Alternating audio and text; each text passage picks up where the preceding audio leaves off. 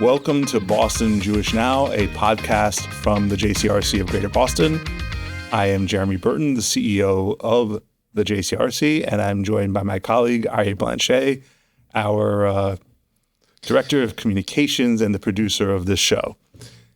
And we are recording this on Wednesday, April 22nd, which also is Yom HaAtzmaut, Israel's Independence Day. So Chag Sameach Aryeh, Chag Sameach Rachel sitting behind the camera, and also naming that there's a lot of, people are holding complexity. It is a day of celebration in the Jewish journey, but also a day that comes with recognizing that there's a lot that's broken and hard and difficult, and it comes in a very powerful and meaningful way just after Israel's Memorial Day, yesterday Yom HaZikaron, as well as Yom HaShoah, Israel's designated day for Holocaust remembrance last week. And that is the nature of this period in the Jewish year of holding both celebration and joy and all of the hardness and things that are moving in the world that cause pain, complexity, loss. I, for one, yesterday started reading Rachel Goldberg-Poland's new book, which was just released yesterday.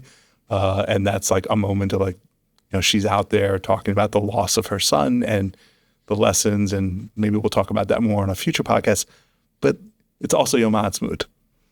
And we're doing something a little different today because to that point of holding all these things at one time, there's a lot of stuff going on. Mm-hmm. And there's a lot of things going on in the neighborhood that we want to share with our listeners and our community. So Chag Sameach Aryeh, and let's hit it off. So you touched on Yom HaShoah. Yes. We gathered last week in the city of Boston as a community with civic leaders. How did that feel for you? I'm very proud of the role that we at JCRC serve, and I do mean serve because I think of this as service to the community with regard to Yom HaShoah. And I know that many congregations, many organizations across the community, and obviously across the world, hold different kinds of commemorations. There's a bit of a story that goes back many decades. It's probably, for the younger members of our audience, a little bit implausible that there was a time in the 1950s and 60s where Yom HaShoah was largely observed quietly, almost like in the back rooms of temples, mostly by survivors. It was not something that the community as a whole really marked in a public way. And there was a time in late 60s, mid 70s, where a lot of some of the survivors here in Boston came to community leadership and were advocates for themselves and advocates for memory of the Shoah, and said, we think that Holocaust commemoration ought to be happening in public space. It ought to be happening downtown, and it ought to be happening in a way that engages civic leadership beyond the Jewish community. And that is how, long story short, it came to be that JCRC was organizing a community Yom HaShoah program with a coalition of many other organizations. And if you were to look at the program, a lot of organizations are involved and they all contribute to it. And so what I'm proud about is that in a time where, let's name it, people are concerned about gathering in public space Jewishly, concerned about the safety of civic space and Jewish civic space, particularly with what is going on in this country around anti-Semitism. There was a study just yesterday released, not really a study, really a data compilation that showed that 2025 was the year in which the most Jews were killed outside of Israel at Jewish gatherings and spaces since the 1994 bombing in Argentina. This is the most Jews killed in, 30 years outside of Israel for being Jewish. So there's anxiety and fear. And obviously, as I say that, you're thinking some of those are here in the United States, like what happened in Colorado, the killings there, the killing in D.C. It wasn't only there, Bondi Beach in Australia and other places. So for us to say, we are going to be proudly downtown.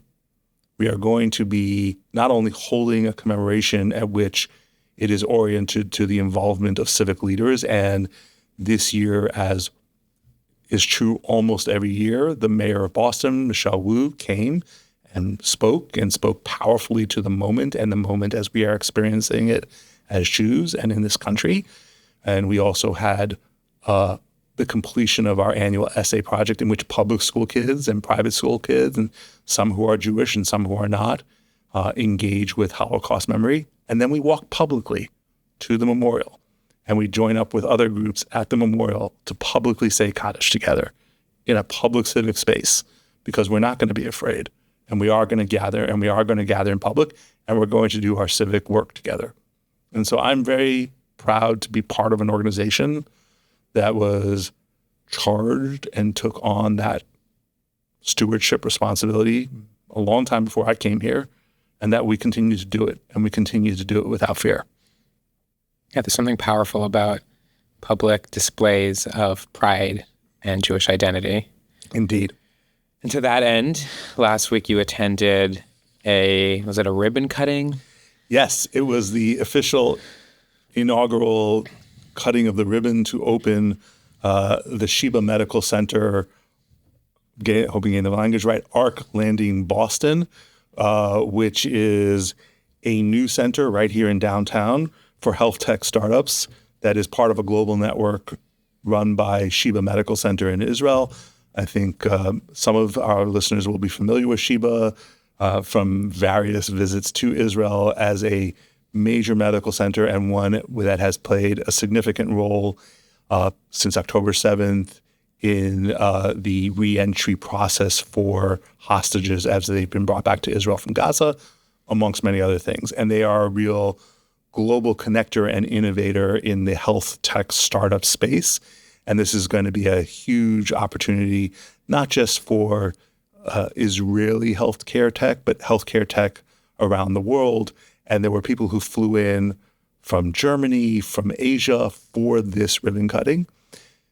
And I was very pleased to attend and really excited by it. And what excited me was the work that the Commonwealth of Massachusetts did to fight for, to bid, essentially make the case for Massachusetts being the home for this. And I think I would encourage, I would encourage everyone listening to take a moment to reach out and thank the governor for her leadership. There's no question that the Healy administration, when they were presented with the opportunity to compete with other states for this Sheba Medical Center innovation project to be housed here, they went and made the case, and they very publicly made the case, and they very publicly celebrated it. I'm personally proud that there are members of the Healy Economic Development Team that we at JCRC have been in relationship with for over a decade, long before they were part of her team, who really made this happen and worked on it. And that she was the one front and center saying, there is value to the Massachusetts-Israel economic innovation relationship. I'm going to be here. I'm going to cut this ribbon. We should appreciate that, and we should not let that go unnoticed, the commitment of the Commonwealth of Massachusetts to that partnership in this moment. Right, especially at a time where there's so much local pushback to any form of an economic partnership. Absolutely. Between our municipalities, our towns. Look, there are people who like to make noise. Yeah. And then we look at what leadership does and what leadership should be thanked for. Speaking of local towns and districts. Yes. Concord-Carlisle. Yes, they reached a consent agreement, Concord-Carlisle School District, with the U.S. Department of Justice. I actually want to give credit specifically to one of our member organizations, the ADL, which is working with the Brandeis Center. There is an important role, I think, in the larger effort to address anti-Semitism and, frankly, those places where institutions fall short of meeting their responsibility in addressing anti-Semitism.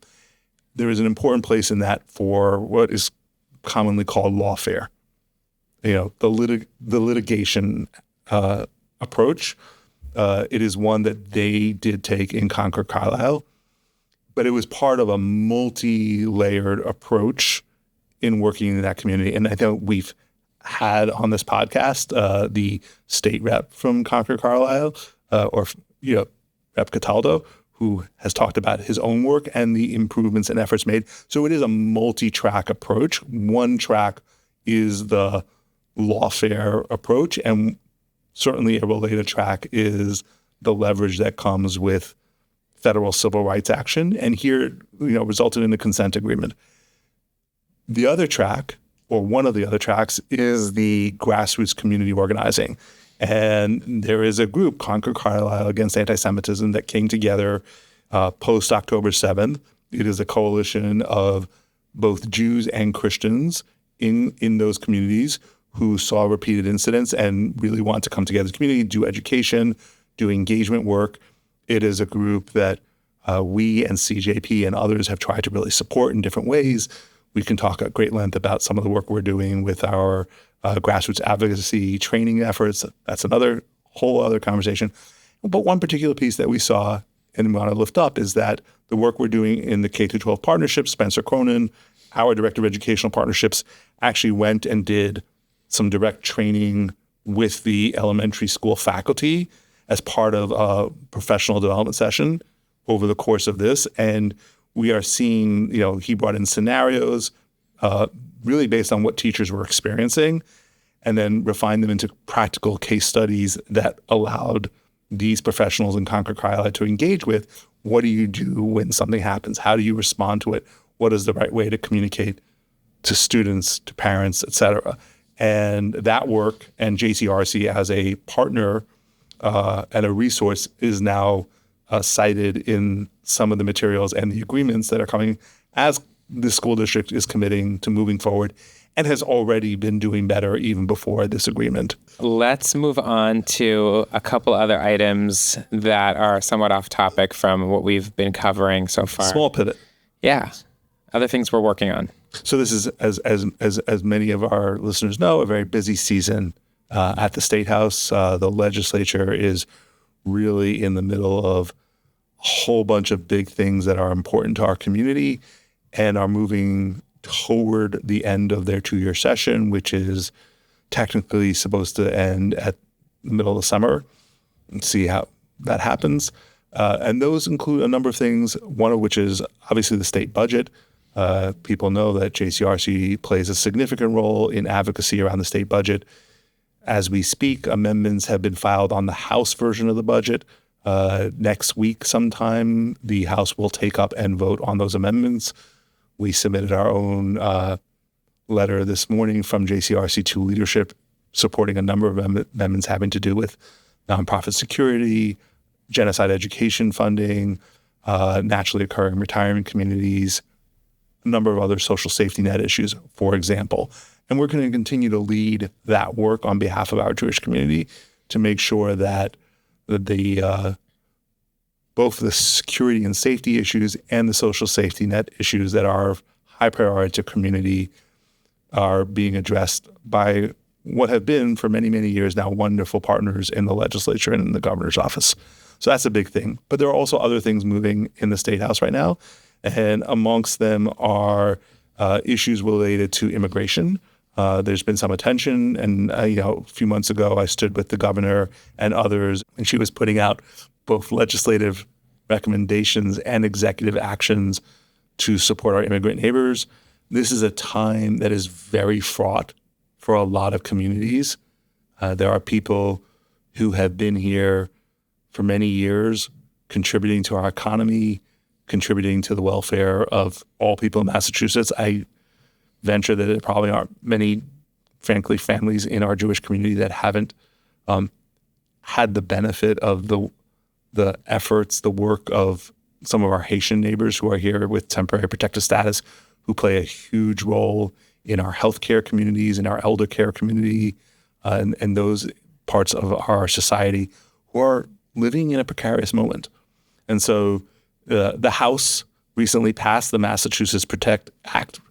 And the bigger principle here is that people should be able to seek help, to show up in schools, courts, hospitals, religious spaces, whether those are synagogues or churches or mosques, and other public spaces, and participate in civic life without fear that the government, our federal government, will swoop in and use their participation in those spaces against them and detain them in those spaces.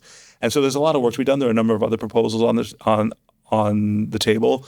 The Senate is going to be taking up action, the Massachusetts Senate, And we are going to continue to stand with our partners at MIRA, Mass Immigrant and Refugee Alliance. We're going to continue to stand with our partners in the Haitian community. We're going to continue to stand with our partners in the legislature, both with the House leadership and the Senate leadership, both of whom have made commitments here, and with the governor. And really just the urgency of the action, and almost any action they can take right now is valuable and important, and they have our support, and we're going to keep showing up on that. Another example of a piece of coalition work that's hopefully moving this session, as we're approaching end of session, is around data privacy. And in some ways, this does connect to our community's experience of anti-Semitism, in the sense that we understand that personal information, can be weaponized against people. It is not the only driver of this conversation. There is obviously concern about people who are coming from other parts of the United States to Massachusetts for healthcare needs that are being outlawed in their states, for example. There are other elements of this bill which have to do with privacy, which is a constitutional commitment that we have as a society, and we're clearly concerned about, us as a society remaining true to our constitutional protections around individual liberty. And, we have seen this. We know too well here in the Boston Jewish community what happens, for example, a few years back with, the mapping project, which I hesitant to bring up again, where there's a certain amount of data about individuals as you go about life, which just should not be accessible to anyone or everyone, or scrapable or purchasable from whatever store you provided your data to, or whatever company you needed to provide data to.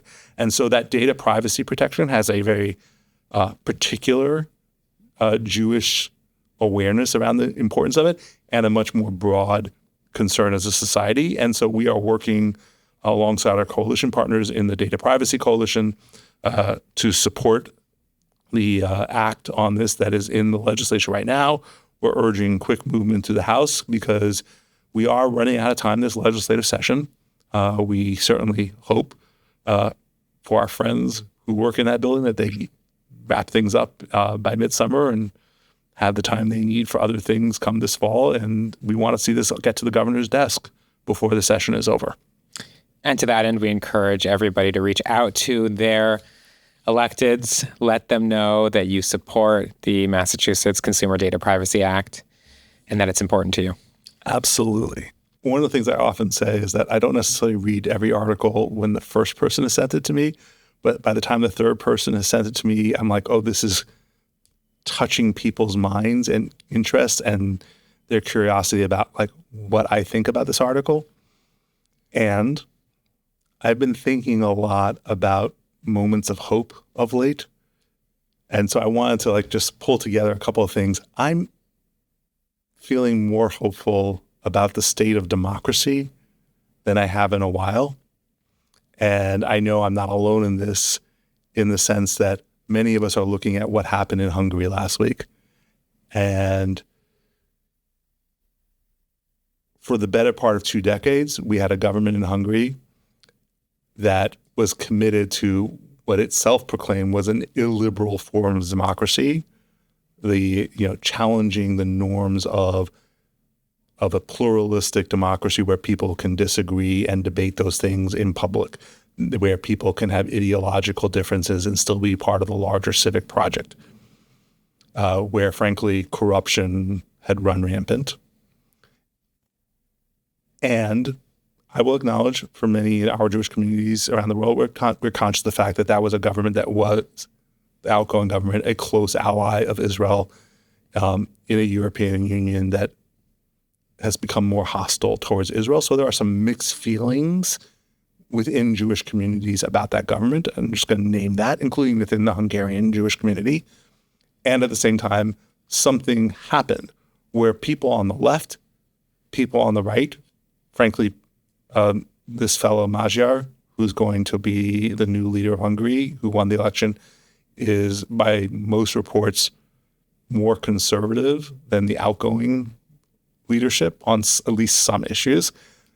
And a lot of people of many different ideological persuasions in Hungary set aside some of their commitments for now And from what I've heard from some campaign consultants who worked on this, set aside a lot of their egos on some of their coalitions and partnerships and projects and said, there's something bigger here.